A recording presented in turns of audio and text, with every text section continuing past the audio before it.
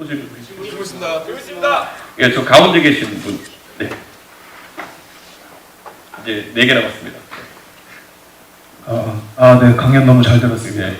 제가 궁금한 거는 개혁신당이 그 한국 금융시장을 바라보는 그 아젠다가 뭔지 궁금한데요. 예를 들어서 뭐 최근에 홍콩 ELS만 봐도 그 법적 쟁점은 잠시 제쳐두고 그 ELS만 봤을 때 그 상품이 금지할 정도로 잘못된 것인가를 바라보면 그것도 다른 관점이 적용돼야 된다고 생각을 하거든요. 보면은 ELS만 허용이 됐던 거고 다른 고위험 파생 상품들은 다 금지가 되어 있고 지금도 되어 있잖아요. 이런 걸 보면은 저희 한국 금융시장이 좌우를 가리지 않고 법적 규제나 금지로 이렇게 표현이 될 수 있는 것 같은데 개혁신당이 가지고 있는 그 아젠다나 밸류는 뭔지 궁금합니다. 사실 금융상품의 다양성을 확보하는 것은 굉장히 중요하죠. 왜냐하면 그것에 따라 가지고 뭐 어떤 때는 레버리지를 어떤 때는 해칭을 할 수 있는 그런 여러 가지 기교들을 부릴 수 있는 게 굉장히 중요하다 저는 이런 생각하고요. 가장 간단히 봤을 때 우리나라에서는 좀 뭐라 될까요? 공매도가 계속 공격을 받잖아요. 네, 공매도 때문에 내가 돈을 잃고 있어라는 그런 착시 속에서 이제 많은 정책이 이제 항상 공매도 금지 쪽으로 이제 가고 있는 상황인데, 글쎄요, 저는 그런 부분이 오히려 자본시장 자체를 퇴화시킬 수 있는 부분도 있다. 저는 이렇게 생각하고, 저는 그럴 때마다 항상 이렇게 얘기하죠. 공매도 금지에 대해 가지고 선거 때만 나올 때마다 사실 기업 실적이 올라간 상황 속에서는 어떻게도 주식으로 돈 잃기 쉽지 않다. 지금은 대한민국 어떤 산업 자체의 그런 어떤 경쟁력 자체가 떨어지고 있는 상황에서 그걸 해결하려고 나가야 되는 거지. 지금 그러니까 저밸류에이션의 원인으로 계속 그런 금융 기법이나 아니면 그런 제도들 잡는 거는 좀 심한 게 아닌가 이런 생각을 저는 하고 있습니다. 그래서 다양한 그런 상품이나 아니면은 기법들에게 해 가지고 좀 열려 있어야 된다. 좀 그런 생각을 하고 있습니다. 네. 들고 있습니다. 예, 4개 남았습니다. 저 뒤에, 예. 과장 마이크. 예, 예. 3개 남았습니다. 이제 이거 하고. 예. 대통령이 원래 20개 질문 받았나요? 예. 아까 강연에서 산업 아닌가요? 뭐 하세요. 그거 하나. 예. 감사합니다.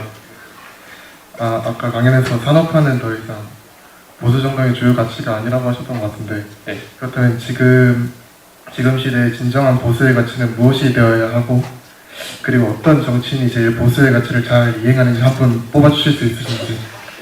산업화가 보수의 가치였던 거는 이제 고도성장지에는, 그러니까 제가 아까 시대의 정신이라고 그랬잖아요. 우리가 어떤 나라든지 간에 못 먹고 못 살던 시기에는 전부 다 경제 발전이 아젠다의 중심으로 우뚝 서게 돼요. 예. 하다못해 소련마저도 그랬어요. 그 다음에 이제 정치 체계에 있어가지고 그럼 사람답게 살려서 민주화가 그 다음에 오는 건데요.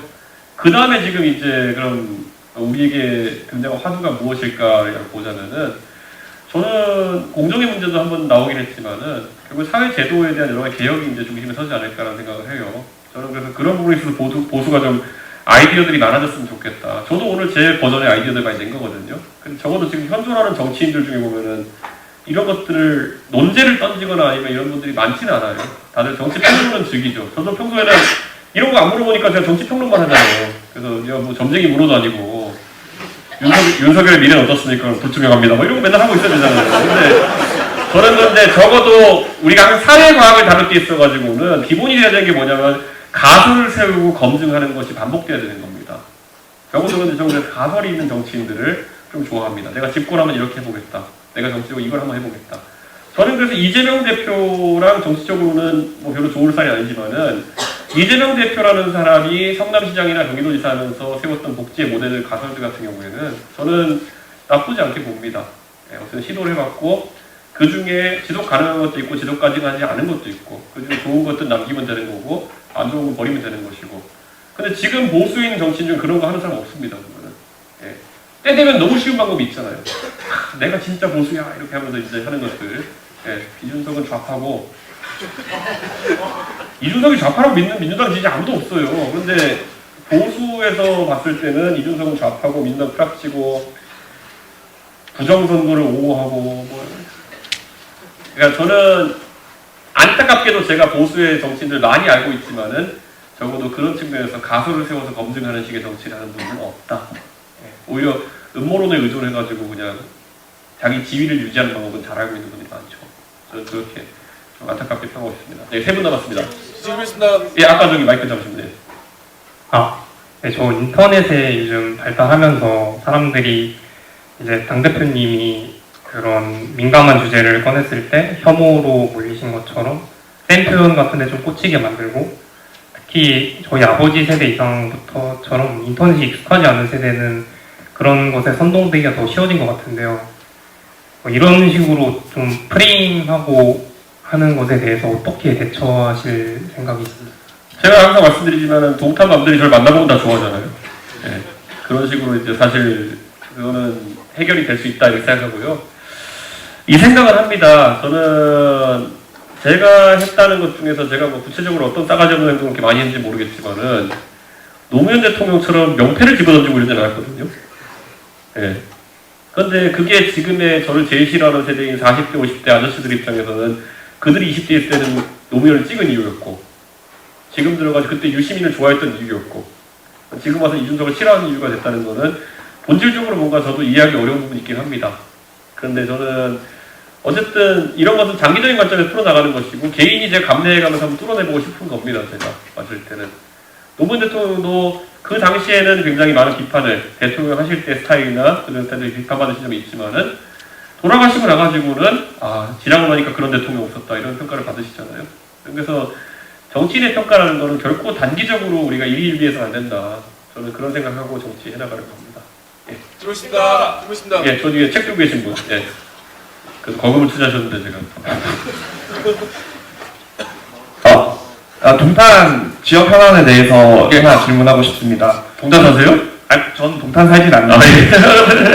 네, 화성을 지었고 이제 유권자들 중에 가장 많은 직장을 차지하는 게 이제 삼성전자 직원인데요. 네. 현재 삼성전자에서 노사 갈등이 굉장히 심화되고 있는데 여기에 대해서 어떻게 생각하고 계시고, 그리고 또 앞으로 어떤 계획을 어떻게 대응하실지, 그 화성을 국회의원으로서 어떤 생각이 있으신지 궁금합니다. 제가 화성에서 이제 삼성전자가 이번에 처음으로 성과급이 0이 나왔어요. 그렇기 때문에 화성에 있는 많은 삼성전자 직원들도 그렇고, 그래서 노조 가입률이 막 높아지고 있다고 합니다. 그래서 거기에 대해 가지고 예의주시하고 있는데, 지난번에 삼성전자 화성사업장에서 이제 집단 행동을 하려고 할 때 사측에서 이제 사측도 처음 겪어보는 거죠, 삼성전자에서. 그러다 보니까 대치 상황이 생길 뻔했는데, 제가 그때 입장낸 거는 어떤 상황에서도 물리적 충돌은 발생하면 안 된다 이렇게 얘기했었는데요. 노동자의 권리 중에서 파업권이라는 집단 행동할 수 있는 권리, 이런 것들은 삼성전자 따위가 건드릴 수 있는 권리가 아닙니다. 그렇기 때문에 저는 그 부분에 있어가지고는 삼성전자가 아무리 대한민국에 많은 기여를 하고 있는 기업이 법인세 많이 낸다고 해가지고 예외 상황이 발생해서는 안 된다 이런 생각이고, 그런데 삼성전자에서 이번에 성과급을 지급하지 못하게 된 부분에 대해서는 실제 삼성전자가 법인세도 이번에 못 낼 정도로 업황이 악화된 것도 있는 것이기 때문에 저는 그 부분에 대해서 노조도 이해하고 있는 부분이 있다 이렇게 생각합니다. 그래서 대신 앞으로도 노사관계가 어떻게 될지는 저는 회사마다 고유의 문화가 좀 있거든요. 울산에 있는 회사들은 좀 문화가 좀 다르기도 하고 뭐 이런 데 있는데, 삼성전자도 이제 노조의 경험이 없다가 2018년인가요? 이재용 회장이 무노조경을 포기하겠다 선언하신 뒤로 이제 관계를 형성해 나가고 있는 상황이다 보니까, 그걸 아마 삼성이 선도 기업이다 보니까 어떻게 자리 잡는지 지켜보고 이제 판단해 봐야겠죠. 근데 아까 말했던 것처럼 노동자의 권리라고 하고 있는 건 삼성전자 따위가 박탈할 수 있는 게 아닙니다. 예. 지금있습니다. 네. 그럼 저기 다 비슷해 보이는데, 자 여기 앞에 계신 분. 네. 예. 네, 현실적으로 그러한 대화의 장을 만들어 가실 수가 있을지에 대해 궁금한 거예요. 특히나 정치판 같은 경우에서 지금 개혁신당은 의석수가 4석밖에 없는 걸로 알고 있습니다. 재석입니다. 재석입니까? 비례대석입니다. 비례대석. 예. 그렇게 알고 있는데, 그럼 대화의 장을 현실적으로 만들어갈, 구축해갈 가설이 존재합니까? 저는 이렇게 생각합니다. 그 정치에서 미디어가 중요해진 상황부터는 저는 미디어에서 논리성을 갖춘 사람들이 훨씬 큰 영향을 발휘할 수 있다. 저는 이런 생각하고요. 적어도 이준석이 하는 말은 주목하더라고요. 예. 근데 이게 그냥 농담이 아니라 적어도 합리성을 잃어버리지 않고 계속 일관된 주장들을 해나가야 된다. 그렇게 생각하고, 지금 아까 말했던 유권자가 어느 정도 만들어줘야 된다. 저는 그런 생각합니다. 왜냐하면 그런 어떤 아주 보편적인 논제를 죽여버리기 위한 대한민국의 그런 어떤 악습들, 빨갱이몰이라든지 아니면 혐오몰이 이런 것들을 유권자 거부하지 않으면 절대 해결되지 않아요. 제가 맷집으로 버티고는 있겠지만은 저도 이 짓 하다가 안 바뀌네 그러면 저도 포기할 때가 있겠죠. 그러지 않으려면 그 전에 대한민국이 빨리 정상적인 토론 문화로 바뀌어 나가야 된다. 저는 그런 생각을 합니다. 이미 회사도 바뀌고 다 바뀌었어요. 그런데 언론과 정치 환경 속에서는 아직까지 안 바뀐 부분이 있어가지고 우리가 이렇게 가고 있다. 뒤집어 말하면 저에 앞서가지고 그거 하는 건 노무현 대통령이에요. 예. 노무현 대통령 보세요. 노무현 대통령은 검사들에 대한 불만 있으니까 검사들 불러가지고 그 다 서울대법대 나온 아저씨들 불러놓고 토론하자고 하잖아요. 그때 노무현 대통령이 뭐라고 했나요? 싸가지 없다. 대통령이 할 일이 아니다. 천박하다. 이렇게 공격했던 거 아닙니까? 토론하자는데요. 지금은 약간 거기 퇴화했죠. 대통령이 자신감 있었으면 의사들 불러가지고 토론하자 했었어요. 그게 아니잖아요. 지금 압수수색으로 된 거죠. 그러니까 저는 이게 결국에는 이 토론을 통해서 대한민국을 바꾸고자 하는 노력들은 어느 진영에서나 어느 시기에서나 있었다 이렇게 보고요. 그때 노무현 대통령이 호응했던 것처럼, 하지만 그 뒤에 또 노무현 대통령을 대한민국 대중이 버렸던 것처럼, 그 다음에 또 돌아가신 다음에 또 노무현 대통령을 기리는 것처럼, 결국 이것에 대한 수요는 언제나 있다. 그리고 거기 도전하는 사람도 있다. 그렇기 때문에 지금도 저뿐만 아니라 개혁신당의 의원들 같은 경우에는 그런 토론이라는 걸 굉장히 중요하게 생각하고 앞으로도 이 길 가려고 합니다. 그래서 좀 밀어주십시오, 그거는. 수고했습니다. 와, 저 맨 끝에 하늘 쓰고 어때? 저 개인적으로는 가장 급하다고 생각하는 문제가 있는데 군대 문제는 어떻게 생각하시나요? 그거 뭐 여성징병제가 하는 거예요? 그것도 하나의 해결책이 될 수 있는데 뭐 현실적으로는 많이 어려울 거라고 생각합니다만은 결국은 해결을 해야 되는 문제잖아요. 인구 감소 예. 때문에. 그래서 어떤 생각을 가지고 계신지만 말씀해 주시면 될 것 같습니다. 그러니까 이런 거예요. 그 문재인 대통령 시기에 되게 재밌는 제안이 있었어요. 문재인 대통령 시기에 그 전인범 장군님이라고 이제 문재인 대통령에게 군사 자문하시던 특전사령관 출신의 장군님이 있었는데 나중에 문재인 대통령이랑 뭐 헤어지셨는데 그때 자문하실 때 하신 말씀 중에 뭐냐면은 대한민국 이제 전방 경계를 포기해야 될지도 모른다는 얘기했어요. 전방 경계라는 게 결국 철책선 앞에서 이제 들고 지키는 것. 예, 그 맨날 자료화면으로 나오는 눈 덮인 산을 이렇게 총 들고 올라가가지고 돌 만지고 아니면 광방 만지고 이런 거 하는 그런 거 이제 없어져야 할 때가 이제 온다라는 얘기를 하는 거죠. 이미 많이 없어졌죠. 과학화 경계라고 해가지고. 근데 완전히 없애야 된다는 생각을 하는 사람도 있어요. 왜냐, 이게 말이 되는 것 같아요. 아까 제가 그래서 얘기했잖아요. 22사단 같은 경우에는 10,000명이 100km를 경계해야 돼. 불가능하거든요. 10m 한 명씩 세워놔야 되는 거거든요. 24시간? 말이 안 되잖아요. 근데 그 말이 안 되는 걸 시키고 있는 상황인데 저는 우리나라 군이 이렇게 얘기하면 또 이걸 퍼가지고 이준석이 역시 안보 포기했다 뭐 이런 얘기 하는 데인데 우리나라가 전쟁이 났을 때 유사시에 저는 휴전선 밑으로 북한군이 1km를 내려오기 정말 힘들 거라 보거든요. 예, 어떤 상황에서도 그 지뢰밭을 뚫고 북한군이 허접한 탱크를 가지고 거기를 돌파해가지고 서울을 위협한다. 쉽지 않다 봐요. 미사일이나 이런 비대칭 전력 외에는 답이 없다 이렇게 보는데 저는 그래서 우리가 이제 북한을 막는 게 주 목적이 돼야 되는데 지금 철책선을 아무도 못 넘어오게 하는 철책 방어에 지금 너무 많이 투입되어 있거든요. 그것부터 없애야 되는 시점이 올 것이다. 저는 이런 생각을 합니다. 그래서 제가 이런 얘기를 했어요. 제가 그 여의도 재건축조합이라고 유튜브 채널 하고 있는데 거기서 이 문제 얘기할 때 뭐라고 그랬냐면은 차라리 진짜 그렇게 철통 경계를 원하면은 거기다 총 들고 군인 세워놓지 말고 마일리 장성 같은 걸 세우는 게 어떻게 되냐. 시멘트를 때려 박아가지고 뭐 고라니도 못 넘고 사람도 못 넘게 그냥 다 때려 박아라. 그게 확실한 방법이죠. 진짜 철통 경계를 원한다면은. 저는 차라리 그걸 해라 그러면은. 근데 지금 제 생각으로는 우리가 방어에 대한 개념 자체를 바꿔야 된다. 아니 뭐 간첩이 한 명 넘어오든 말든 그건 어쩔 수 없다 이제. 대신 우리가 반격 전력 이제 계속 이제 강화하고 이런 것들이 국방 정책의 주가 돼야 된다. 그리고 두 번째 뭐냐면은 연합군 체제에 대한 고민을 해봐야겠죠. 네. 유럽에서 마찬가지로 군축을 해야 되는 상황이 왔을 때 유럽은 이제 나토군 아니면 EU 신속 대응하는 군사 이런 것들을 해가지고 연합군 형태로 이제 집단방을 하는 거죠. 최근에 이제 우크라이나 전쟁에서 그 허점이 드러나기도 했지만은 그런 쪽으로 갈 수밖에 없는 상황이 완전 오지 않을까. 근데 안타깝게도 우리에게는 주변에 연합군을 구성할 만한 곳이 별로 없죠. 그거 일본이랑 연합군 한다 그러면 좋아할 사람들은 없기 때문에. 근데 그런 게 우리 앞에 놓인 현실이다. 저는 이렇게 생각하고, 철책선 병력부터 없애야 된다. 저는 그런 생각합니다. 철책선에 그렇게 많은 병력을 때려박고 있는 나라는 우리나라하고 인도 파키스탄 두 개밖에 없어요. 예. 근데 인도 파키스탄은 사람이 넘쳐나는 곳이고, 우리는 그럴 수가 없으니까요. 줄여야 된다. 그리고 여성을 군대에 보내는 문제가 그래서 나오는데요. 저는 제가 지난번 정책 낼 때 현장직 공무원 하고자 하는 여성 정도만 먼저 의무 복무를 하도록 하자 얘기 나왔던 거는요. 여성이 모두 입대하면 전력이 2배가 된다? 아닙니다. 예, 절대 그런 일이 발생하지 않습니다. 예, 그렇기 때문에 저는 군축이 우선이고 여성 징병제는 사실 했을 때 굉장히 많은 비용이 투입됩니다. 당장 막사를 전부 다 남녀 혼용으로 다시 만들어야 될 수도 있거든요. 여기 혹시 여성분들 중에서 남녀 혼용 막사 가실 분 있나요? 없으면 다 새로 만들어야 되거든요.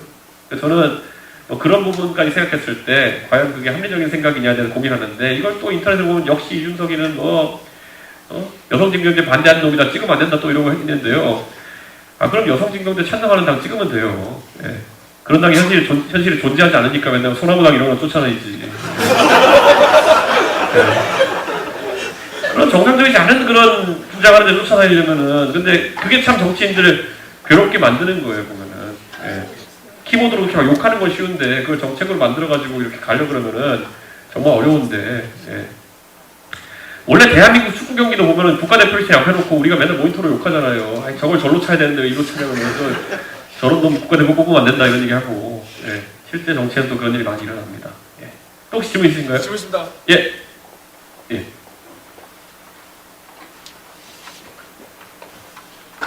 이제 여기 하고 마지막 하나 이제 남았는데. 네. 제가 여쭤보고 싶은 게, 요즘 이제 양안 관계가 심상치가 않습니다. 뭐요?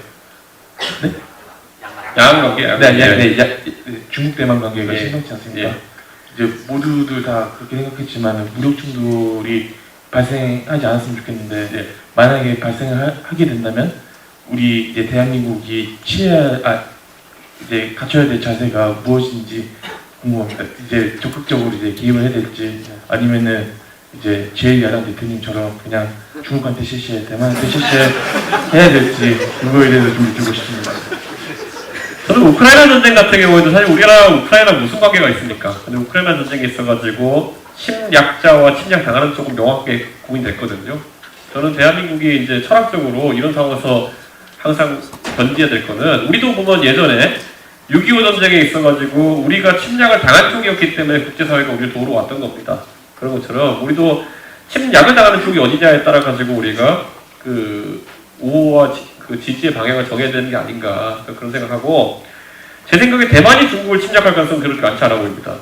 예, 갑자기 정신 나가가지고 그렇게 하지 않는 이상.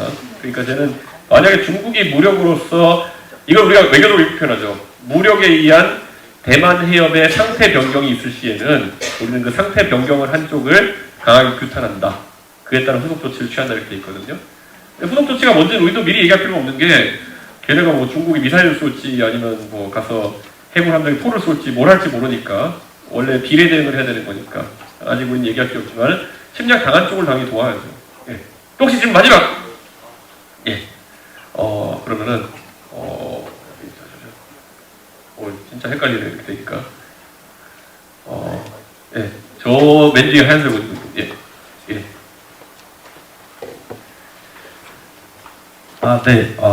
네, 그 마지막 질문이 될 것 같은데요. 예. 마지막이니까 좀 정치랑은 관계가 없는 걸 하나 예. 물어보고 싶은데, 예. 혹시 결혼할 생각이 있으신지? 있으시다면 한 몇 살까지? 자, 패스 다음 질문. 예. 예, 거기 서 계신 분. 예.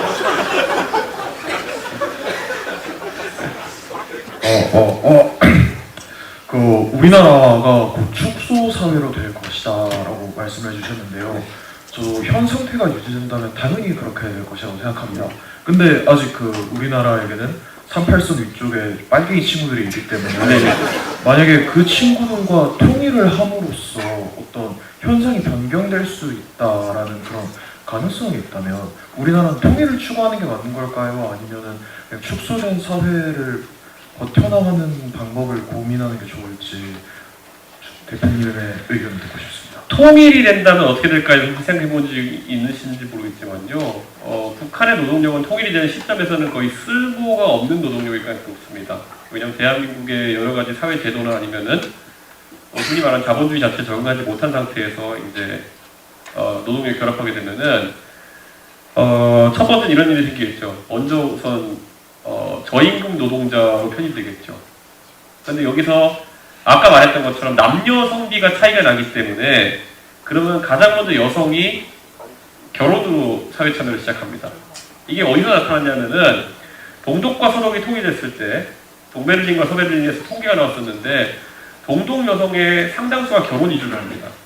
예, 그래가지고 서독에 이제 남성들과 결혼하고 동독 남성들이 또 이제 결혼 못하는 상황이 돼가지고 굉장히 사회 불안이 커지는 상태가 나타나거든요.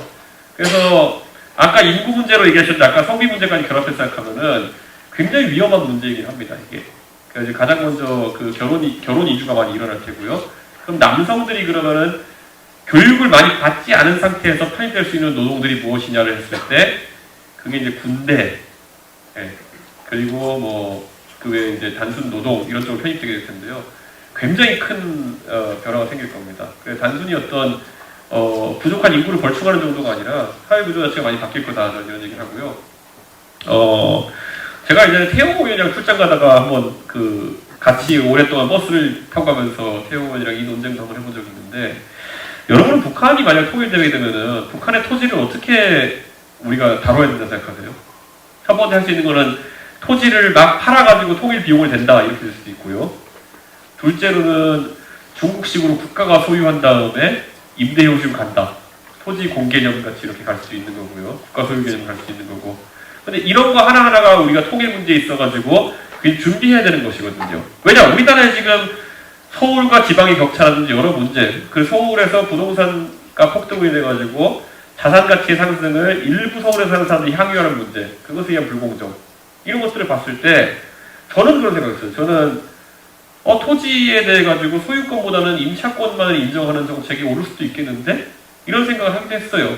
그러면 또 이제 보수 유튜브에서 이걸 보고 너 역시 빨갱이구나 이렇게 하겠지만은 이런 것들이 고민이 돼야 된다는 거예요. 우리가 대한민국의 성공의 이면 속에 뒤에 있는 대한민국의 부족했던 점이나 아니면은 좀 메꿔야 되는 점을 어떻게 통일로 인해서 생긴 기회에서 그걸 벌충할 것인가. 아까 말씀해 주신 인구의 문제 되게 중요한 문제고요. 그럼 교육 같은 경우도 저희가 뭐 어떤 새로운 방식 시도할 것이냐. 도시계획 같은 것도 어떻게 할 것이냐. 토지 소유의 개념 어떻게 할 것이냐. 이런 게 사실 통일 정책에 있어서 우리가 미리 준비해야 되는 것들인데 잘 안 하죠. 토지 정책이나 이런 것에 대해 가지고 우리가 공론화 해서 논의를 해야 되는데 일부 학자들이나 선생님들이 하고 있는데 그렇게까지 재미있게 다루지 않고 있죠. 저는 그래서 개인적으로 통일교육 같은 거 학교에서 하는 거 굉장히 반대했거든요. 저 어릴 때 통일교육 받던 거 얼마나 허접합니까? 보면은 막 아이스크림은 얼음 보승 뭐 이런 거. 그거 내가 왜 알아야 되는데요, 그거를. 예, 도시락은 곽밥 뭐 이런 거 내가 왜 알아야 되는데요, 이거를. 예. 그거는 나중에 그러니까 뭐 북한을 알아보자. 북한을 알아볼 필요 별로 없어요, 제 생각에는. 왜냐면 나중에 사회가 통합되면요. 교육제도, 경제제도 이런 것들 웬만하면 대한민국 제도로 편입될 거예요. 그러니까 북한 사람들이 통일교육 받아서 우리를 공부해야 되는 거지. 우리가 북한 제도를 공부해야 될 필요는 별로 없다. 그러니까 이런 것들 통일 앞서가지고 아까 말씀하신 문제부터 시작해가지고 많이 다뤘으면 좋겠다. 이거 하나 말씀드릴까요? 여기 보면은 뭐 동독과 서독의 통일이 있어서 우리가 공부해야 될 게 많은 게 동독과 서독이 통일한 다음에요. 거기가 평화통일 같지만은 서독은 동독 정치인을 전부 다 법정에 세웠어요. 동독의 서기장이던 호네커 같은 사람을 법정에 세워가지고 탈동독하던 사람을 쏴 죽인 죄로 호네커를 재판에 세웠어요. 그래서 재판받아 죽었거든요. 그럼 자, 우리 여기서 한번 물어볼게요. 김정은은 자기가 천안함도 일으켰고 다 했다고 막 자랑하고 있어요. 그럼 통일이 됐어요. 그럼 김정은 재판에 세워야 됩니까? 말아야 됩니까? 당연히 세워야 합니다. 세워야 된다. 네, 말아야 된다. 그럼 김정은 미쳤다고 통일을 왜 합니까? 그러면? 이게, 그러니까 이런 것도 한번 이제 토론을 해봐야 되는 거예요. 저도 김정은 법정에 세워야 된다 생각합니다. 그런데 이게 이제 우리가 이제 조금씩 괴리가 있을 수 있는 부분이죠. 김정은 미쳤다고 통일하겠습니까? 또는 북한 군부 관계자들 미쳤다고 통일하고 싶겠습니까? 그러면 우리가 바라는 거는 북한 붕괴 시나리오일까? 뭐 이런 논쟁은 끝이 없지만은 한 번쯤 해봤으면 좋겠다. 왜냐면은 여기에 진짜 통일의 어려운 지점들이 있는 것이지, 지금 통일 문제 다루라 그러면은 맨날 막 약간 피상적인 것들 있잖아요. 뭐 우리만 잘 먹고 잘 살면 되는데 북한이 오면은 우리가 나눠줄 게 많기 때문에 젊은 세대는 통일에 반대합니다 라고 뭐 신문에 쓰고 이러면 그게 다인 것처럼 보이잖아요. 그래서 저는 통일에 대해서도 우리가 훨씬 고민해야 될 것이 많을 것이다 이렇게 생각합니다. 그리고 제가 이런 사주를 던졌으면은 저는 아마 여러분 중에서 아마 다음에 이런 사주를 던질 분들이 또 나와야 되지 않을까. 저는 컴공과 출신이라니까요. 예, 여러분은 적어도 저보다 사회과학 같은 것에서 체계적으로 공부하시는 분들이 많을 거라 생각하고, 예, 여러분 중에서 더 이런 문제에 대해서 깊게 고민하실 분도 많을 거다 이렇게 생각합니다. 저는 어쩌다가 여러분의 선배이신 박근혜 대통령이 끌려온 공돌이에요. 여러분 여기까지 제가 말씀드렸고요. 오늘 끝까지 함께 해주셔서 감사합니다. 사진 찍으실 분들